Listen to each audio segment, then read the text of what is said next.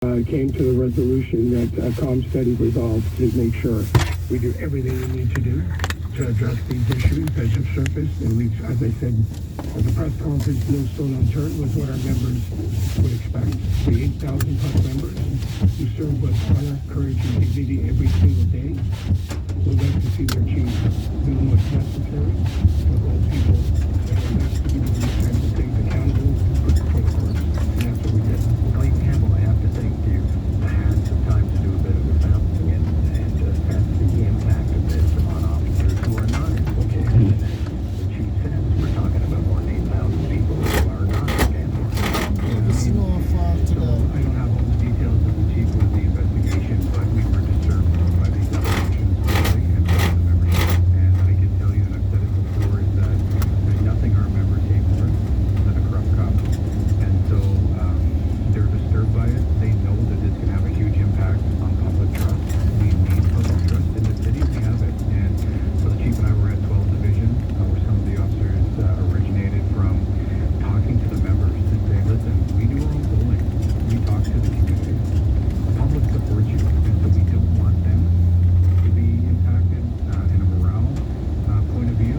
And again, to the public, to say, please don't judge the more than 8,000. They're right now. They're investigating murders that happened last night in Scarborough. They're out there. Those homicide detectives probably worked all night.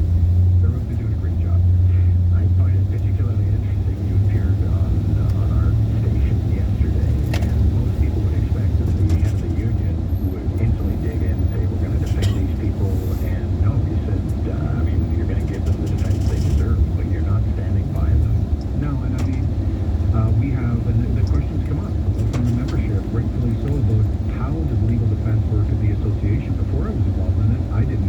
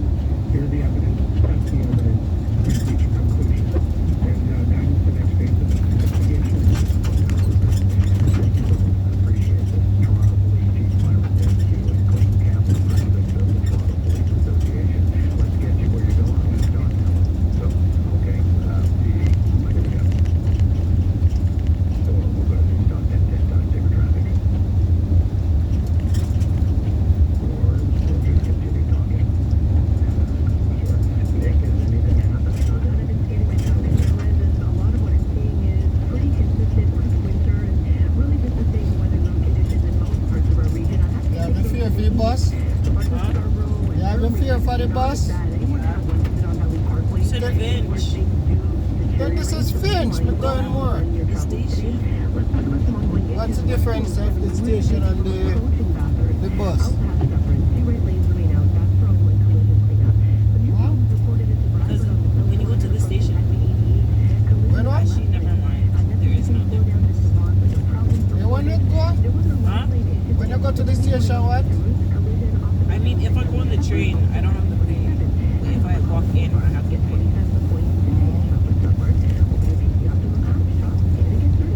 The train, which train is that? Downtown. We've got So why you going down and go where? Finch station. continued a lot of accumulation. We're probably looking at about Not wasting that time if you go up and come back. until about midnight. But if the 41 says 17 minutes, Overnight down to minus I'm not gonna 18. go late. And here's your weekend because, notwithstanding the very great things we're talking about this morning, it is still a sweet, sweet Friday. Mixed skies Saturday and Sunday. Temperature-wise, minus 13 for Saturday and minus 9. Supposed to pay them now. Why you go on there unless you pay? You know that. It's now a three-letter word. LOV. Lexus of R. Enjoy an elevated luxury car buying experience with exclusive programs, transparent pricing, and modern processes that put you, the guest, in the driver's seat from start to finish. Come for the quality of our cars. Stay for the quality of our service. Now that's something to LOV. Lexus of R. Your Canada's Wonderland of the Maple Auto Mall. Luxury is closer than you think. Part of the second auto group.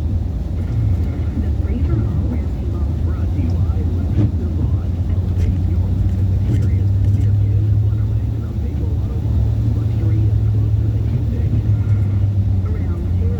All right, let's have that in the news on 1010's Jason Agnew is here. Christine Wood, former Ontario ministerial staffer, now the founder of Strategy Communication, and Toronto Liberal MP Corinne Bardisi. Jason, I'll start with you. I think most people were standing by, so they probably heard from the chief. And I'll let you folks take this in any direction because this is pretty dramatic stuff. What do you think? Well, it is dramatic stuff, John, and it's an awful situation. I mean, the police are who we rely on to keep us safe, and when that trust is broken, it's broken. This is going to be, it's going to take a lot to rebuild this. Christine Wood, your thoughts on what the chief and the union had to say, and then this whole mess at Toronto Police Service. Yeah, I think like the first thing I want to say is good for the police chief for being out and doing this like media tour. You know, I know, I think I heard Jerry Amherst say he's going on his show after this, and listen, as someone in communications, I think this is exactly what the police need to be doing. You know, I know this is already said, but police are just people you're supposed to call when something goes wrong or when you feel like you're in danger. They're supposed to be the people you call to keep you safe. And I believe the chief when he says that, you know, there's nothing that officers hate more than a corrupt cop, right? It damages the trust people have. It's probably going to damage the way they're treated publicly. And I give the chief honestly kudos for being up there and just speaking up as much as possible. And from what I can see, like, trying to be as transparent as possible. So it's definitely damaging. It's shocking. It's, you know, I can't remember seeing anything in recent memory quite so shocking within the police. But I think the chief is doing everything he can to sort of restore public trust here. It is interesting, Corinne Bardisi, how personally a lot of people are taking this. They are actually, you know, gusting to outrage, calling it a gut punch. Yeah, I mean, these are the people that we work with every day in different ways, and they're icons as well as people who are in our communities. But it's a reminder that, you know, nobody and no institution is above the law. The vast majority of Toronto Police Service people in uniform and elsewhere in the service who serve us are not this. I know in Division 11 and 14 we're very well served by our divisions in West Toronto, but it's a reminder that corruption, wherever there's an opportunity to corruption, we have to root it out. And luckily that is starting, and I think it's very good and important to hear from the chief. I know he's been doing, as Christine mentioned, all the media rounds, and we need to keep hearing from him, and we need to keep hearing from the board and the province Okay, just to follow up, some people via text are insisting I'm being too nice to the chief. Should we be calling for his head? I feel like this would have existed well before the chief was in place. It's not like he's spearheading this. He's trying to take this down. So, no, I do not believe that. I think your interview was good, and you treated them justly and fairly. And that's now what they're trying to bring back to the public, is treating us and the public justly and fairly with coming out with this. So, yeah, no, not calling the chief's head here. All right, Christine, you wouldn't be insisting that the chief has to follow the sword? Like, I think what he's saying is what, what he's done is really bad. And I don't think they're sugarcoating things at all. There was, cops that leaked information that could have had somebody killed. And I think, he's been pretty blunt about how shocking this is and how bad this is. And, I think he treated him fairly well. And I think, he's sort of owned up to some of these sketchy stuff that's been happening. And that's really all he can do.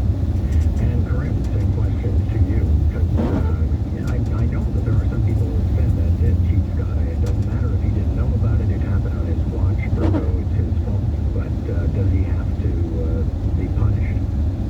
Well, that'll be for the board and others to decide on. And I know that I think the thing that is resonating so much about this wasn't just about self-enrichment. This is actually about putting people in danger, the very people who they're supposed to protect. So that is why it's such a, I guess, I think it's why it's elevated such public concern.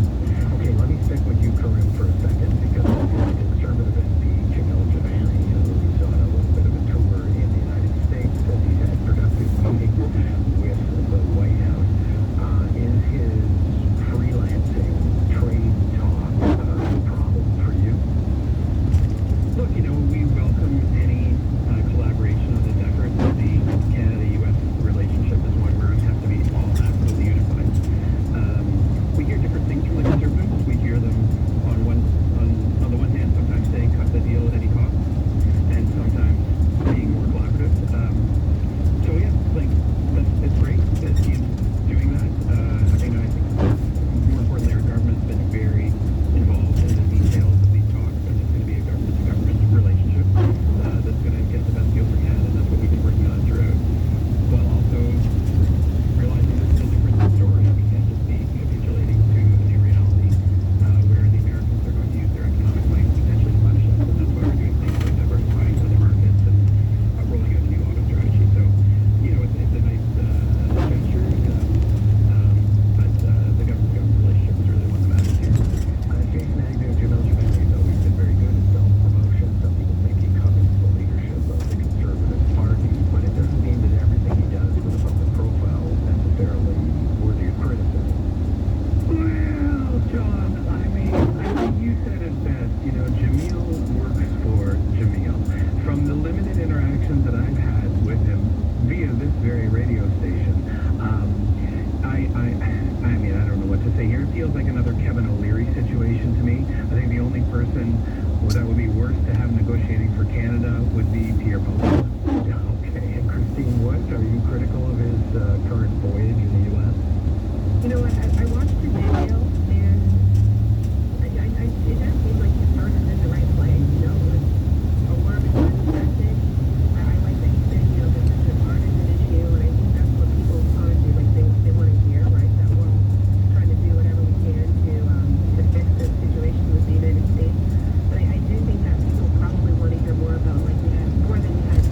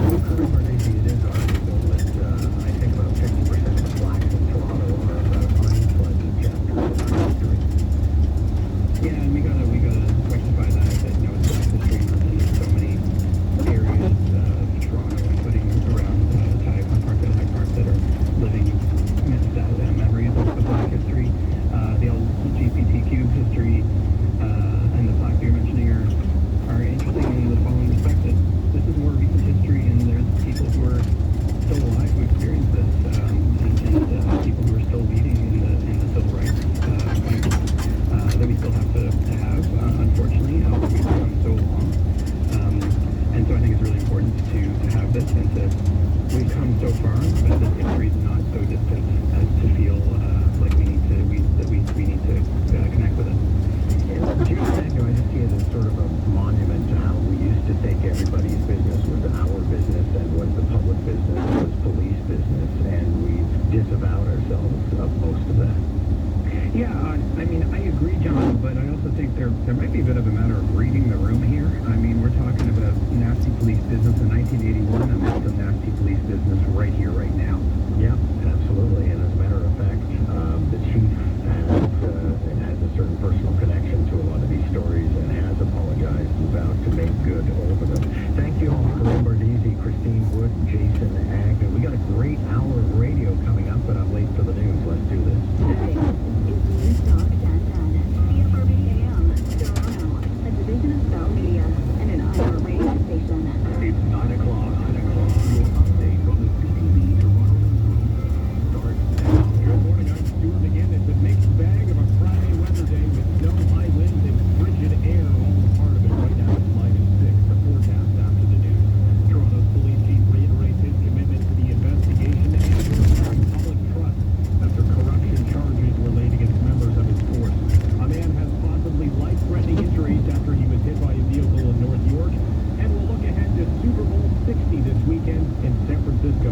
Details on these and other stories coming up. But first, News Talk 1010, time saver traffic. The good news continues this morning on the westbound 407, causing delays from approaching Bathurst all the way up past Dufferin. It's been here for a while. A couple of right lanes are affected. So again, for this time of the morning, it is a slower than usual drive out that way. We had some issues in Department on the South 400 near Highway 88. Got the all clear, residual delays through this stretch. I've had a peek. It looks like the 401, John Lilly Parkway, Gardner, the 403, really busy. I am seeking updates though on the 403 just west of the link. So basically between the link and Highway 6 South. Let me know if you see something at star 1010. Time saver traffic. I'm Lisa Morales. Next update at 9:15 on News Talk 1010 Toronto. Well, we're hearing more from Toronto's police chief on the word of this bombshell investigation and allegations of corruption and links to organized crime in his force that has led to the arrest of 7 Toronto officers. Myron Denkew had known about this investigation for months before it was officially announced yesterday. He told More in the Morning how he since processed it. In my 35 years, this is, an incredibly challenging and disappointing moment. I've gone from disappointed to angry, any number of other feelings you might imagine, but in the end, it's come to a resolution that College Study resolves to make sure we do everything we need to do to address these issues and to surface, and we, as I said, the press conference will still return. Denkew maintained that the charges that have laid against a total of 27 suspects. This is still an active investigation and that there could be more developments to come. We know that one of the 7 officers charged is due in court for a bail hearing today. Timothy Barnhart is accused of leaking the personal address of a corrections officer to criminals who then intended to carry out his murder. A man is in hospital this morning with possibly life-threatening injuries after he was struck by a vehicle in North York. Toronto police were called to the scene on Lawrence west of Bathurst just after 9:30 p.m. Paramedics tell us the man was rushed to hospital in serious, potentially life-threatening condition. We haven't gotten an update on his condition so far this morning. The driver involved in that crash did remain on the scene. So, blowing snow, strong winds, and frigid air together make the weather story to end off the week across the GTA. We're under a special weather statement this morning, with somewhere between 4 and 8 centimeters of snow expected by tonight, and a cold morning is also in effect. TV24 meteorologist Bill Coulter explains how this system will shake out. It will gap at times today, kind of on again, off again, but we'll start with a bang, and then we'll end through the dinner hour with a cold front pushing through. That'll probably give a burst of heavier snow as well right around the dinner hour, so for your evening rush. And then it will start to clear out, and then the temperature will drop. The low tonight brings wind chill values of -30. Tomorrow's high is only going to reach -13. Just in from Stats Canada, the country lost 25,000 jobs in the first month of this year, but because the number of people looking for work also fell, Canada's unemployment rate fell to 6.5%. The agency says the January job losses were largely confined to the private sector and part-time work. It was mainly women between the ages of 25 and 54 who lost their jobs. The manufacturing sector also continued to struggle in the face of U.S. tariffs, shedding 28,000 positions in January. And to sports now, where alongside the Winter Olympics officially kicking off today, Super Bowl 60 is set to take place this Sunday. of Media's Kurt Kretscharmer joined us live on More in the Morning with us here from outside the stadium in Santa Clara, California, to preview a match of the great defense in the New England Patriots and a great offense in the Seattle Seahawks. The Seahawks are favored by 4 points, depending on which service you go to, but it should be an exciting game. But that is Bad Bunny performing the halftime show. You can tap into breaking news anywhere. Keep in touch by downloading the New content and weather both have special weather statement and cold warning in effect as we get this mixed bag of weather conditions today. A high of -4, all as we deal with those gusty winds up to 80 kilometers an hour through this afternoon, and the on and off flurries to boot. Tonight, chance of flurries, there's even a risk of snow squalls this evening. Will drop to a low of -19 with a wind chill near -30, and then only get up to -13 for the high tomorrow. Stays frigid on Sunday as well, with sun and cloud, a chance of snow, and a high of -9. Right now, it's -6, with a wind chill of -14. I'm Stuart McGinn. Our next update at 10 o'clock on News Talk 1010. This is More in the Morning on News Talk 1010 Toronto.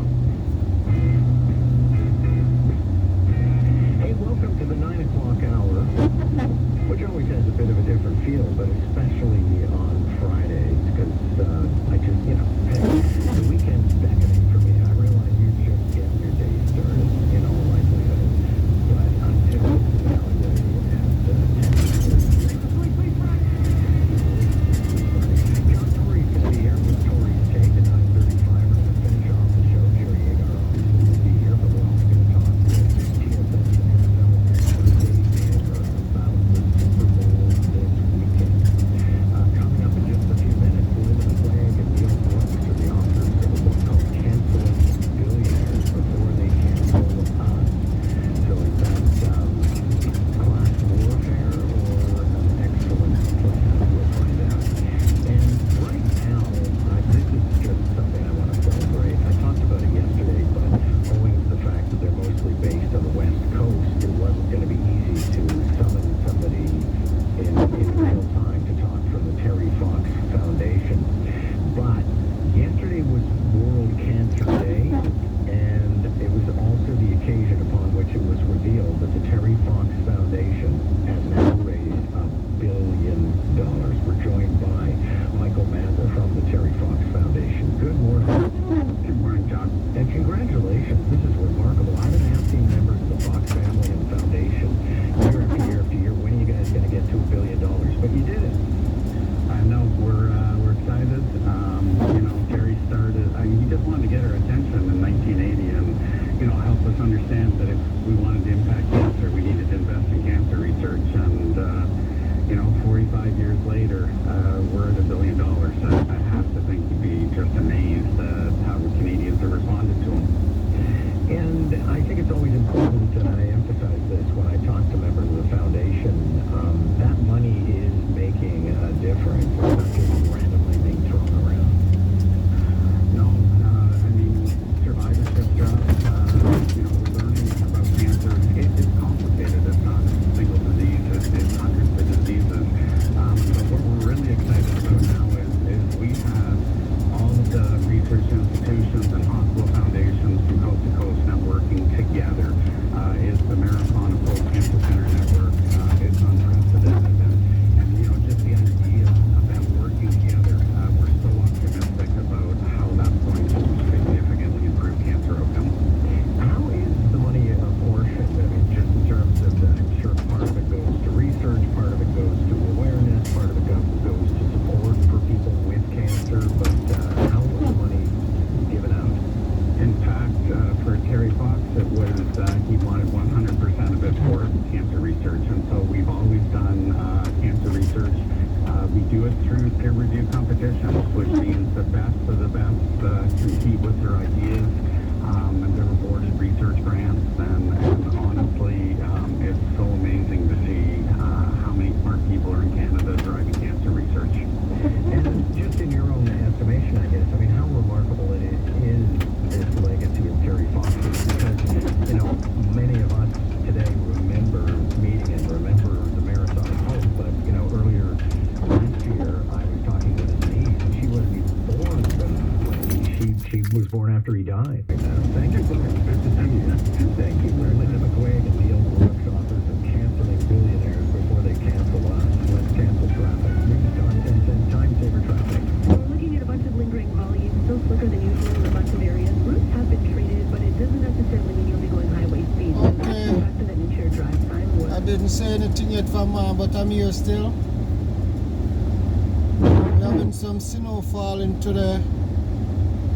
Friday, February the 5th, I believe.